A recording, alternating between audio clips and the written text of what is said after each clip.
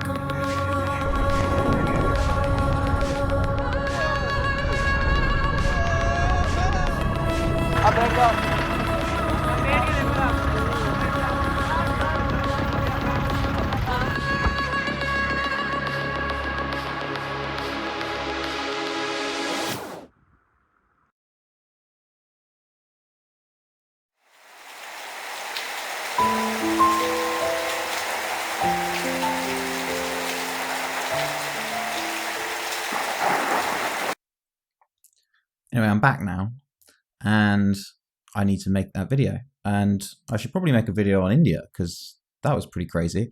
But this is the LED matrix cube.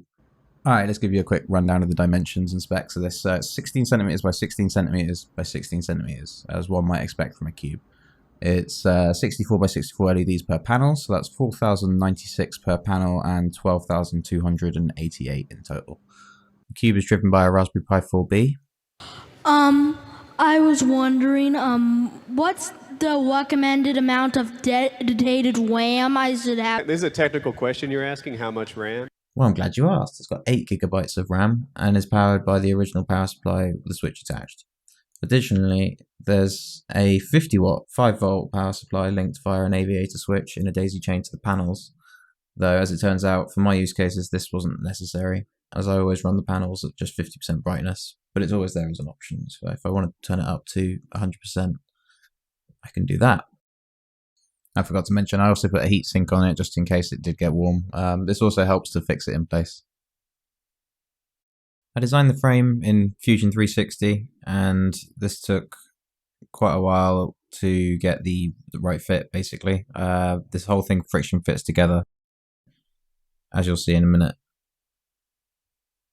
This was my first time printing anything in PETG. Usually I use PLA, but it was a bit too fragile to be using PLA for this job, and I was having problems getting the supports, so I decided to use PETG for the first time. It worked quite well. There was quite a bit of stringing, but the structural integrity is sound and the fit is really good, so I'm happy with it. And the files for this will be available on my Patreon, and there's additional build files on my website.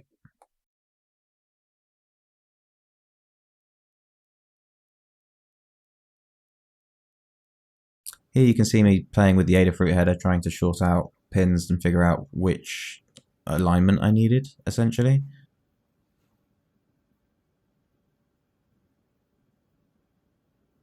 So the Adafruit header that I was expecting would work didn't work for me at all, so I had to go and do a load of reading through documentation and the panel documentation, the library documentation, and basically work out how to assign the pins correctly for my panels. And that wasn't an easy task, but I got there in the end. I found the header I needed. It was this one.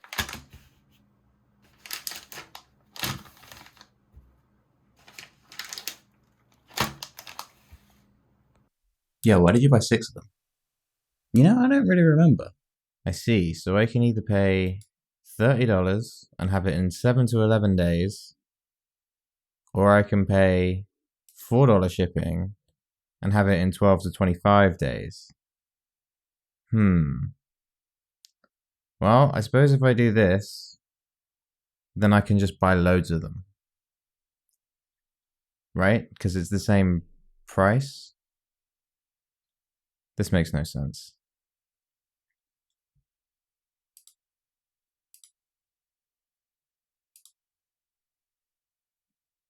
Yeah. You know what?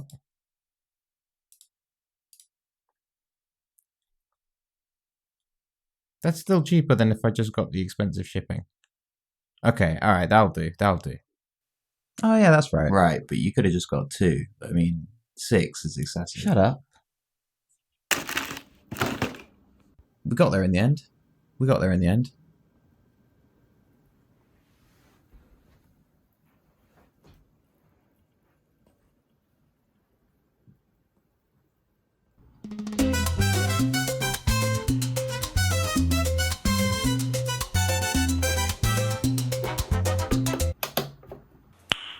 Nice.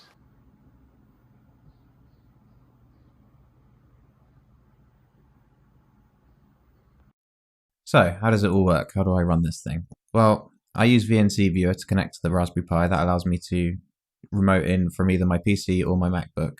And then from there, I have the RGB LED matrix library installed on the Pi. And inside the utils file, I have all the GIFs that I've made. So for each of the GIFs, all I've done is reduce the resolution to 64 by 64. And then for the top face, I've rotated it. So usually I'll rotate it first and then cut it. And then I'll reduce what's left to 64 by 64 and stitch it back together. And that leaves you with a file like this, which you can then run from the Pi.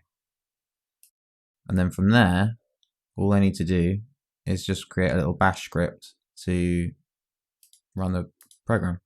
So, for example, I keep all of these in here. So all I would need to do is run this and hit execute in terminal, and that will start. And then it will take a few seconds and it will appear on the cube. And it's that simple, guys. One thing to note is that the flickering isn't obviously detectable to the human eye. That's just a factor of my frame rate with the camera not matching up with the frame rate of the cube in some cases.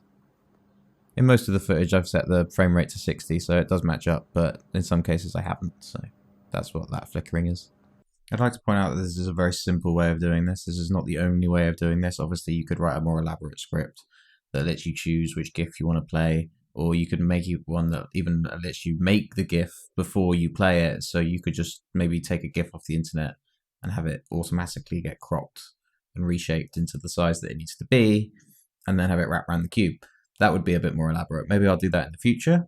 But for now, this is just, just a setup test. This is how it works.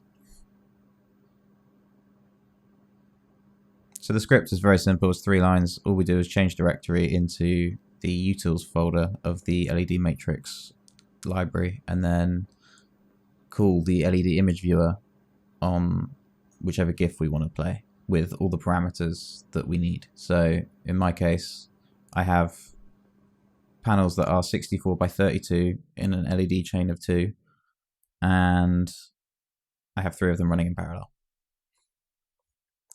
The rest of these parameters are just there to enhance performance, so things like no hardware pulse and brightness aren't necessary, but it helps. Otherwise your brightness will default to 100, which isn't great for the panel's lifespan. Note that it's also very easy to chain GIFs together doing this. You can just add them to the end of the file.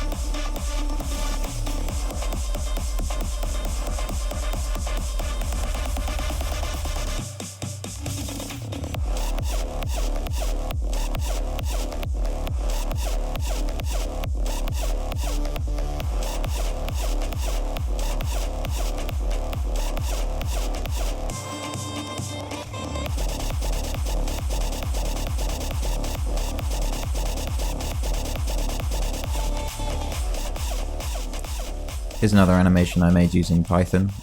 You can obviously write Python scripts using this library as well, so I thought I'd give that a go. This one just displays a clock and some random screensaver animations.